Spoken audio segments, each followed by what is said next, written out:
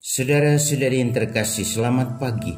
Mari kita awali permenungan kita pagi ini, Selasa 23 Juni 2020, Pekan Biasa ke-12, dengan tanda kemenangan Kristus.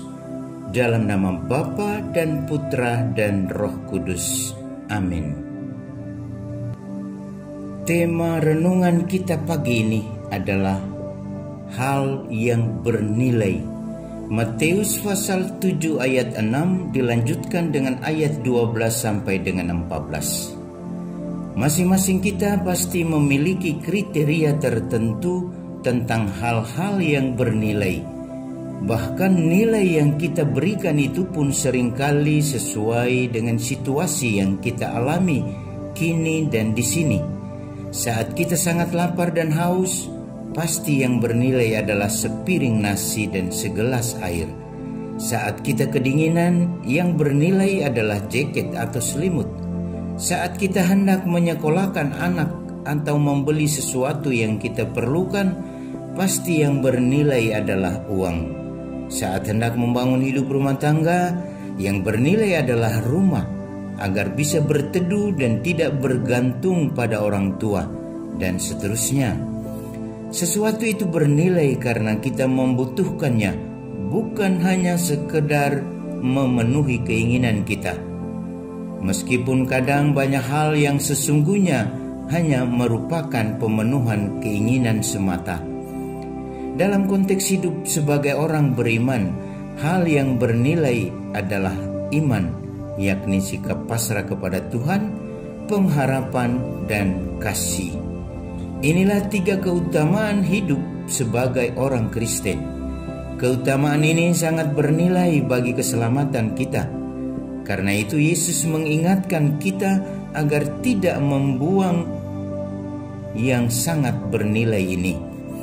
Janganlah kamu memberikan barang yang kudus kepada anjing, dan janganlah kamu melemparkan mutiaramu kepada babi, supaya jangan diinjak-injak dengan kakinya, lalu babi itu berbalik mengoyak kamu. Kata Yesus mengingatkan kita. Matius pasal 7 ayat 6. Pertanyaannya, apa itu barang yang kudus dan mutiara? Sesungguhnya itu adalah hidup kita. Dan hidup orang Kristen selalu didasarkan pada 3 keutamaan tadi. Maka jangan membuang iman kita akan Yesus, dan tetaplah memiliki pengharapan bahwa kelak kita akan bersatu dengan para kudusnya, serta teruslah hidup dalam kasih.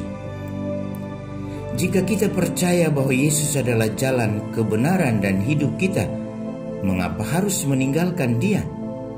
Jika kita berharap bahwa wafat dan kebangkitan Kristus menjadi jaminan bagi keselamatan kita, mengapa kita berharap pada yang lain? Dan jika lewat kasih kita dapat menghidupi hidup Tuhan sendiri demi kebaikan banyak orang, mengapa harus berlaku arogan dan kasar kepada sesama?